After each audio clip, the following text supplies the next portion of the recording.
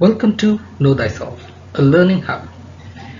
Here we are again with a video of English, this time of CBSE Grade 10, a poem called A Tiger in the Zoo by Norris, where the poet contradicts the nature of a tiger in the zoo to the nature of a tiger in the wild. He stalks in his vivid stripes in the few steps of his cage, on pads of velvet quiet, in his quiet rage. Here we can see in the video the tiger stalking, and it's with a quiet rage. He should be lurking in shadow, sliding through the long grass, like here, near the water hole where plump deer pass. He should be snarling around houses, at the jungle's edge, baring his white fangs, his claws, terrorizing the village. But, blocked in a concrete cell, his friend behind him, cutting the length of his cage, nearing his cage. He hears the last all the time, the pattering cars, and stares with his brilliant eyes at the brilliant stars.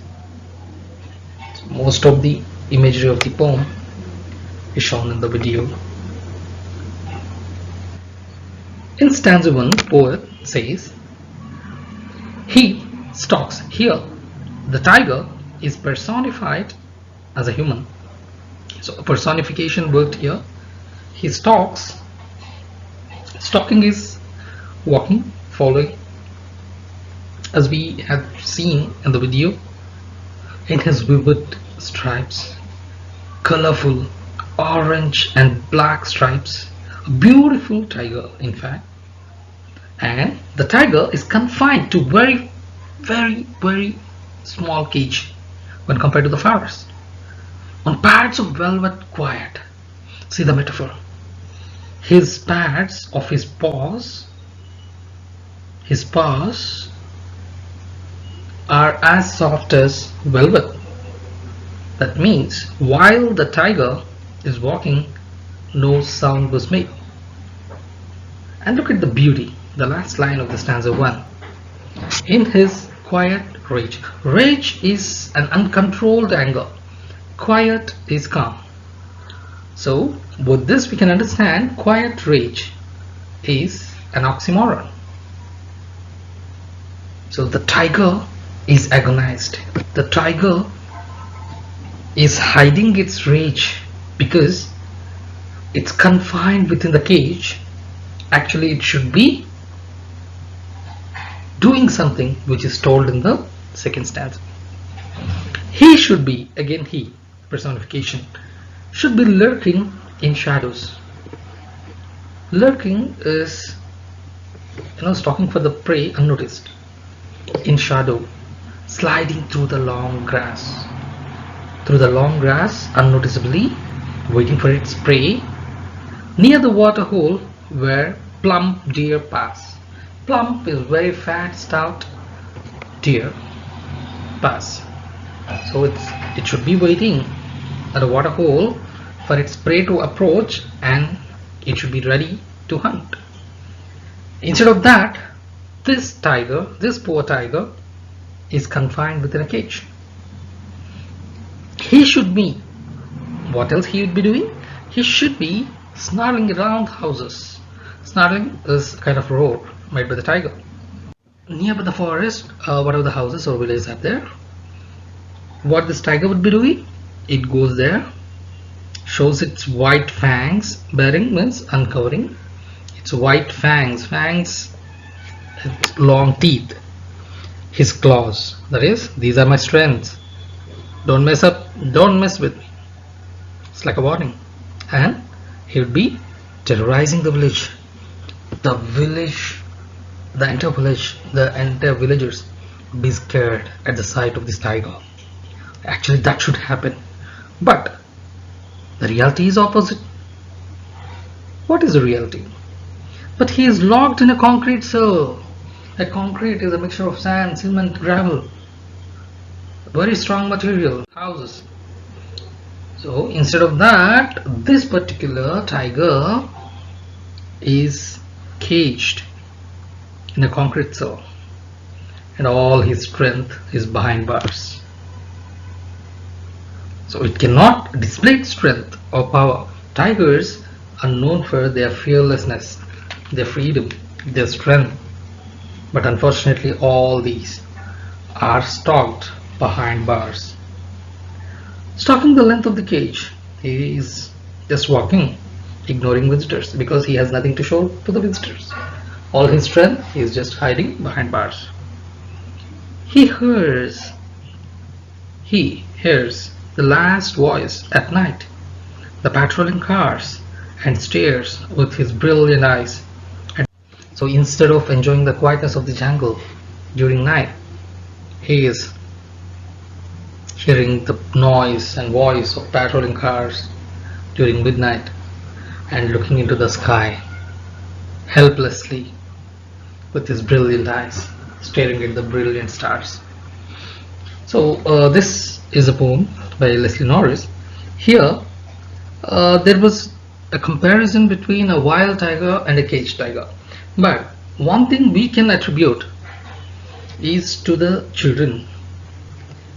So a wild tiger represents a child with freedom of his thought, action, and a confined tiger represents a child with some kind of pressure, parental peer pressure or parental aspiration.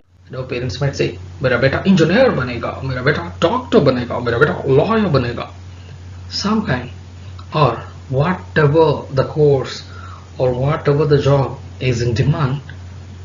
Parents usually want their children to do that. So without knowing their innate ability, without knowing their innate talent, if we force them in a field which they don't belong, actually they can't survive. They're like hiding all their strengths behind bars, just like the tiger is doing. So they have a lot of potential to be used in a different field, but they were forced to limit and confine their powers. So this can attribute to the students as well. And we'll see the meanings of the poem, followed by all the rhyme schemes and literary devices.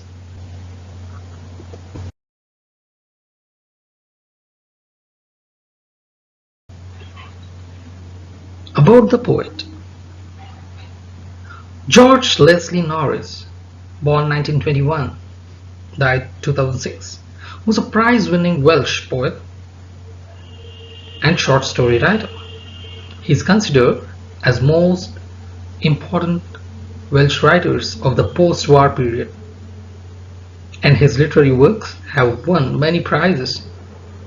His famous works are Finding Gold, The Loudwinder, Phoenix from Living Poet series. It's a series in which ransoms, etc. So this is a brief introduction about Leslie Norris, who is a prize-winning Welsh poet and a renowned post-war writer. Of course, his literary works have won many prizes, and mainly his notable works are Finding Gold, Loudwinder, Meanings. In stanza 1, while reading itself, a few of the words I have given the meanings, but still once again. Stalks follows, vivid, bright colored, pads, paws of tiger, rage, anger. All of them belong to stanza 1. Then lurking, to be hidden, as to wait for your prey. So it's waiting for the prey to come and it is ready to attack. Plump, chubby, fat, which was already told. Snarling, warning sounds made by animals. I told there. It's like a roar of the tiger. Baring, uncovered, fangs, sharp teeth of animals. Concrete, building made of bricks, cement, sand, and water. Patrolling, to guard, to vigil, which is done usually during night. The patrolling police cars come with a siren. So almost all the meanings are told. And now we look at the literary devices used in stanza 1, followed by stanza 2, then 3, 4, and 5. So the rhyme scheme remains same, ABCB, but there is a contradiction with stanza 4 where they won't exactly rhyme, but yeah, we can take them as rhyming. And then A personification is almost done in every stanza. As I mentioned while describing the poem, that a tiger is personified as he. Now, what is personification? If a non-human thing is a given human quality or is treated as human, that means we are personifying it. Person means human, so we are personifying that object or that animal. So here tiger is personified as he. And then enjambment, yeah, most of the stanzas has this. So what is enjambment? If the sentence, the first line of a stanza or a line of stanza continues to the second without any punctuation mark, so that is enjambment. And then imagery, almost all the stanzas have this imagery, and based on that imagery only we have created the video. So imagery is trying to create an image. So in every stanza the poet has tried to create an image, a distinct image. So in stanza 1 he tried to create an image about the tiger in the cage. And then consonants and assonance, they are use of the sounds. If consonant sounds are repeatedly used in a line, we call it consonants. If vowel sounds are repeatedly used, then we call it assonance. So here in stanza 1, stalks, his, stripes, so the sound S is more repeated, and S is a consonant sound, so this fall under consonants. And then oxymoron, yeah, while explaining stanza 1 I have told you that quiet rage is uncontrollable anger, and quiet is the opposite of it. So use of adjectives opposite in meaning, then we call it an oxymoron. Just like a one more example, like beautiful devil, right? So here it's quiet rage. Stanza 2, same rhyme scheme, ABCB, enjambment continues. Alliteration. Now alliteration and consonants, though they seem similar, till there we can accept it, but the basic difference is the starting letter, the starting sound of the word matters in alliteration. If the starting sound of two or more words in a line of a stanza repeats, we call it an alliteration. So here in this stanza, use of sound P, like plum, deer, pass. So plum, pass, p, p. So sound P is predominant here, so it falls under alliteration. And imagery, yes, here the image of a wild tiger. Enjambment, same. Now onomatopoeia. So now what is this onomatopoeia? Sounding words. So here we used sounding words like snarling. Snarling is a kind of roar from a tiger. So there are words like jingling, so jingling of bells, right? So jingling, snarling, all these fall under onomatopoeia. And then assonance, as we have discussed, vowel sound repetition. So here predominant sounds are O and I. So shirt, around, houses, and I, bearing, his, white, his. And again consonants, sound of S here, his, fangs, his, claws. So these are the mostly similar. And then stanza 4, same rhyme scheme and personification, assonance, consonants, alliteration. So here behind bars, this is the word. Previously it was plum, deer, pass. So here the sound is B for alliteration. And then rhyme scheme for stanza 5 is more same, like same ABCB, enjambment, same alliteration. He hears. Here the sound is H. The predominant sound is H. So he hears. He hears. And then assonance, I, with, his, and brilliant. So these are the literary devices used in the poem. So now we are left with the summary. So once again a quick summary of the poem.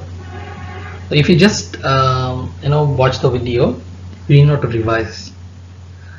Almost everything is covered in the poem, along with the meaning, summary and all. Straight away, whatever the question is given, you can straight away write the answer, along with literary devices. So what's the summary? So this poem describes about a tiger walking in its little cage, with beautiful stripes on his skin and velvet-like soft paws. But was the tiger happy? No, it's not. So the tiger is not happy and very angry, in fact, because it's confined, it's caged. So the poet says, tiger would have been hiding himself behind the long grass near some water body to catch its prey. Also, it would have terrorized the residents of villages. It would have terrorized the residents of the villages around the forest area. But the reality is the opposite. He is confined in a cage, which is made up of concrete, very strong material, and he is helpless. He could not show his power to the visitors, so therefore he ignored them. He ignored them. The tiger is described as being powerless and agonized by the poet. He says that during night also he is alone, hearing the voice of the patrolling vehicles of police and looking at the stars. The cage life has totally changed the tiger's personality. Yes, a fearless tiger is now worried. The poet is trying to say that the animal, which is famous for its fearlessness and freedom, is confined and sad due to the human beings who want to derive pleasure by looking at him in the zoo cage. So this poem contrasts between a caged tiger and a wild tiger, and as I told you, we can apply this to our children also, where you let a child free and you force them to do something which they are not into. So we can apply that also. So mostly this is it from the poem The Tiger in the Zoo. Thank you for watching. Please like, share and subscribe my channel, and more videos to come. Thank you.